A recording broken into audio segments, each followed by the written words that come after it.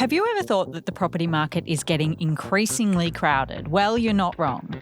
Welcome to Real Talk, realestate.com.au's property news podcast. It's real questions, real experts and real insights. And today we're talking about how our population is set to grow to 30 million people by 2032 and how we're already starting to see the impact of migration flowing into the housing market. We asked a couple of people what they think of the rapid pace of this boom. I think we've got a lot of space. However, I think in terms of housing options at the moment, and affordable housing especially, we're struggling a little bit. It seems like at the moment we're having a huge issue in terms of rentals, buying, everything like that. So if there were more and more people to come to Australia, it would just be, hopefully everyone has somewhere to live. I think it's a question of if our infrastructure can cope with it. Here with me to unpack it all is Elanor Cray, Senior Economist at PropTrack, and Brendan Whipps, Harcourt Solutions Managing Director, which is one of Brisbane's biggest real estate agencies. Thanks for joining me today, guys. I've been actually super blown away by the data when I was researching this episode, so I think it is going to be a good one.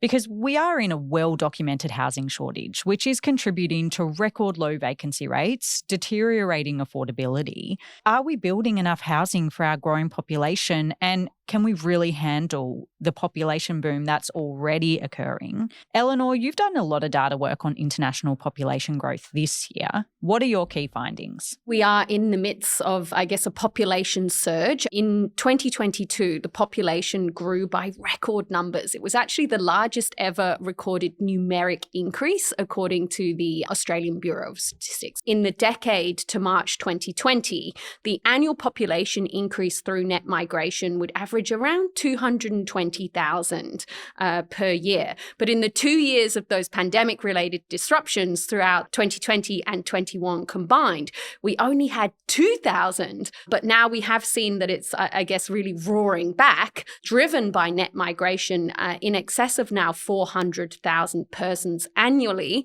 And that means that annual population growth at the moment is hitting 2.2%. So if we look at net long-term and permanent arrivals data, it's indicating that we're continuing to record a strong pace of net migration gains. Population could actually be growing at a 2.4% annual pace now, as opposed to that official data, which shows us that we're growing at a 2.2% annual pace. So that could be, close to 600,000 additional persons. How big do we expect it to grow in the coming 1, 3, 5 years? Can you predict that at all?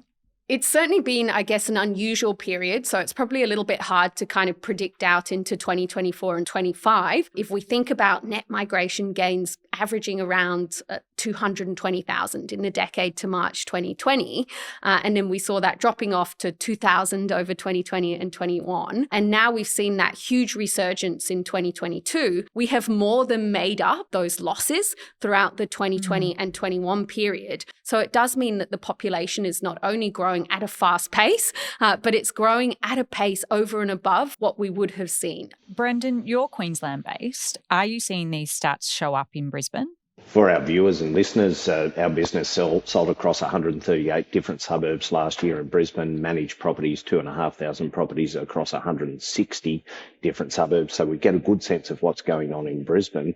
The numbers of people attending open homes is far out exceeding our expectations. We're seeing prices increase, competition at auction, driving prices, increasing prices up, including rentals, has been extraordinary. Our changeover for a rental is actually negative 5.7 days. So we're actually leasing our properties and securing the tenants almost 6 days prior to the expiry of the lease. There was 129,000 sales 12 months ago, and there was just 88,000 sales in the preceding 12 months. If you look at immigration coming in and driving that harder, there's actually less choice out there. There's 88,000 transactions in the last 12 months versus 129, and we've got the interstate migration coming in as well as the international migration. So we see that there'll be a lot more pressure on prices, and including rentals. Does this feel historically different for the Brisbane market?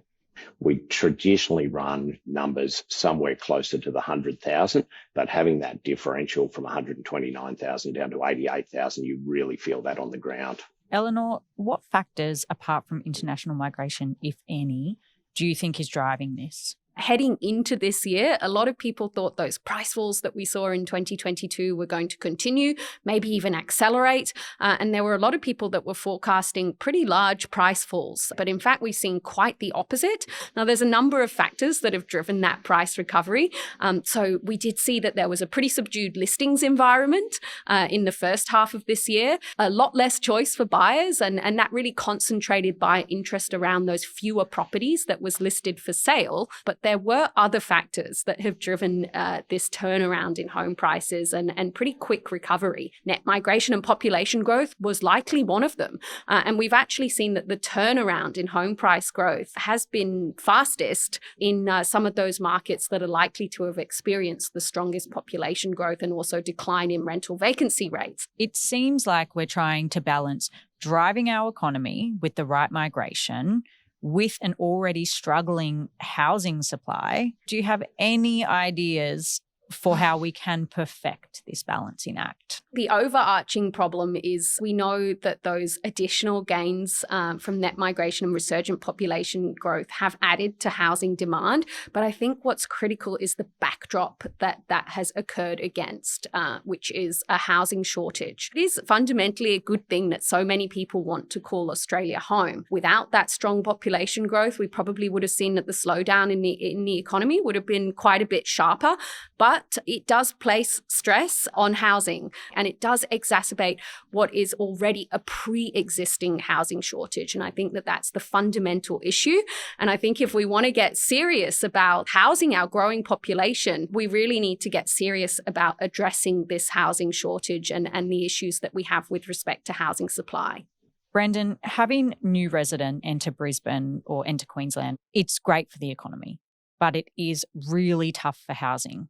So how is it showing up? What we're seeing is that renters and buyers are actually making personal sacrifices now. So they're actually, from the renter's perspective, they're actually making decisions to do share housing. The density of our housing certainly needs to get more dense, and people are actually sacrificing their personal preferences to actually afford it. And it was called an affordability crisis. We're talking about it in our business as the affordability ceiling. So people are making decisions to actually sacrifice that from a renting perspective, and also buying. They're traveling further out to actually get value for money, or they're actually buying a lesser home than what they dreamed of to actually get into the property market. The big challenge that really remains is that how do we encourage investors into the market where the yield and the return is actually lucrative? We've gone from interest rates of around 3% to 7%. So yields, there's real challenge for the investors to come in the market and actually see it as an exciting investment under the current pressures. If we move back to the international landscape,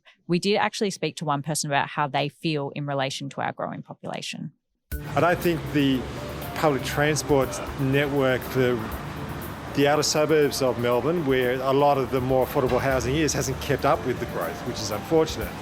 Whereas, of course, a lot of the public transport is concentrated within 10 kilometres of the CBD, which is good, but that's also where the most expensive housing is. So there's a lot of things you've got to, unfortunately, have to balance up. My biggest concern is not so much about how crowded the city will be. I think it's a question of if our infrastructure can cope with it. Whether it's roads, public transport, even electricity, sewage, all those other sort of underground things we don't normally think of, can they also keep up with it? However, how have the big cities coped with even more ancient infrastructure? London, Paris, Rome, New York, how have they kept up with such population growth? There's also a lot of new thinking in terms of city infrastructure that's happening in a lot of these older cities that maybe Australia should look at following, or at least investigating to see the problems they're experiencing and how they're going about solving that. Eleanor, you mentioned briefly before that all of this net migration does have a major impact on the rental market, but also the buying market. Is there one that you're seeing kind of struggle more than the other? We do have a real housing shortage with immediate supply issues, and that is, I think, evident in both the rental market and the market to buy. So we've got affordability at its worst point in 3 decades at the moment, but also in the rental market, we've got an incredibly challenged rental market with rental vacancy rates at or close to record lows in most capital city markets, and conditions are really difficult in the rental market. It's not just finding an available property that's difficult, but also we're seeing really strong rental price increases as well. So it's a real problem in both markets, really, this pre-existing housing supply shortage that we have. Brendan, can you tell us how this is playing into the rental crisis in Brisbane specifically?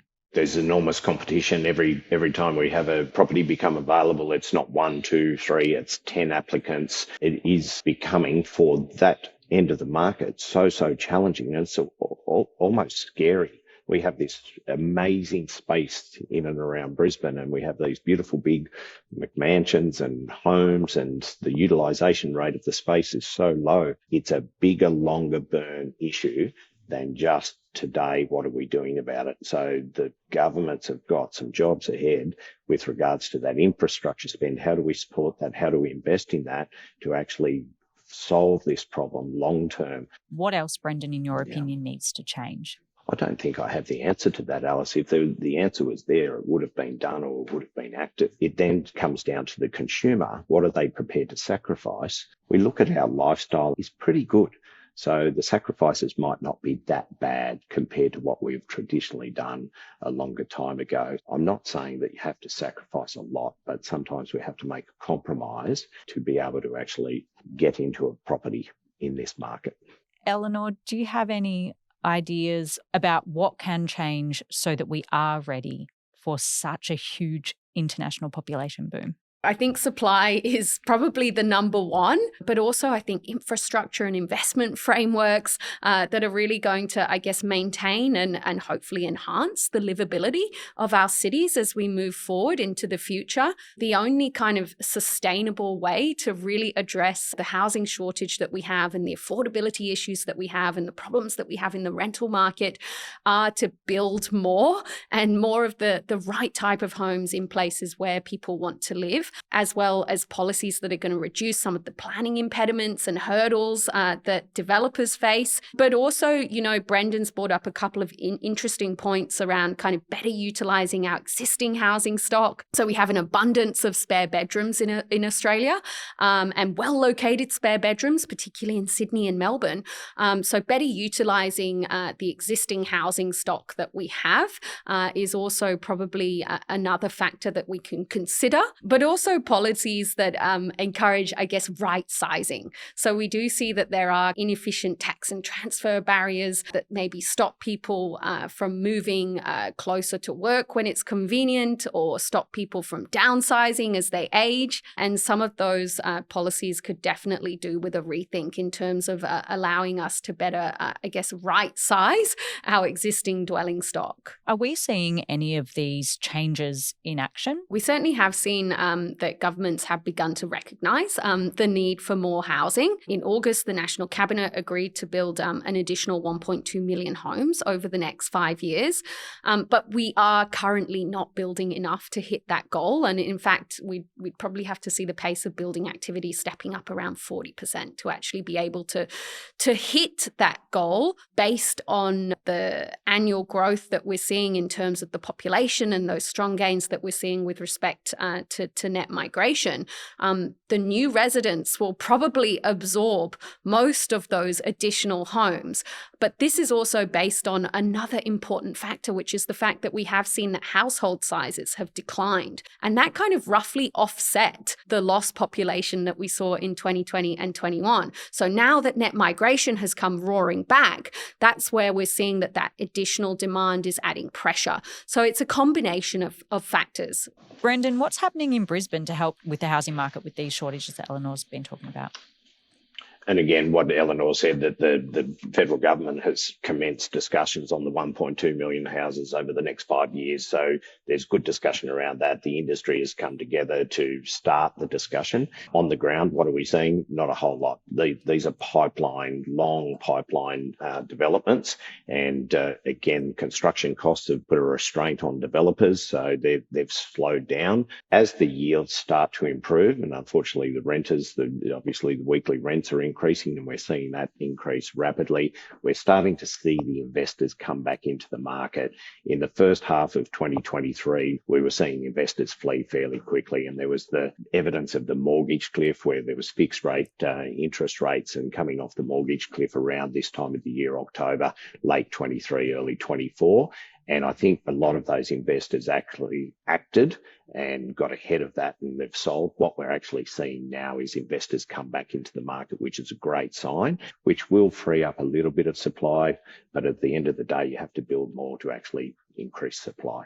Eleanor, with all this pressure on the housing market, rent, buy, net migration, actually feels pretty doom and gloom. But do you see any opportunities within all of this? Certainly housing supply is an issue. It's a current issue, and it's going to continue to be an issue as the population continues to grow. But it's also an opportunity for growth. So it's an opportunity to, I think, rethink and redesign what's the necessary infrastructure that we need in our cities that's going to enhance the livability of our future cities as our population continues to grow and as more people want to call Australia home. How do we look at intercity connectivity and all those things that are going to continue to make our future cities and our country a better place to live as the population continues to grow over and above the pace that we've expected it to grow? I think that's a really important point to note, is that, sure, things look, well, they could potentially look a little bit dire. It's a real, as you say, opportunity to reframe our thinking and reframe what Australia looks like and what Australia could look like, and how we can continue to make it, well, such a lucky country and keep it a place that people want to come here, just being able to house them. But thank you so much for joining me. I've actually found it hugely informative, and the data is just absolutely phenomenal. I think it really is eye-opening to what we're experiencing now, but what we could experience in the future. But what it also shows me is what our future could look like without the intervention of government and developers. So thank you both so much for joining me, and I hope it's been an interesting chat for you too. Thanks for having us, Alice.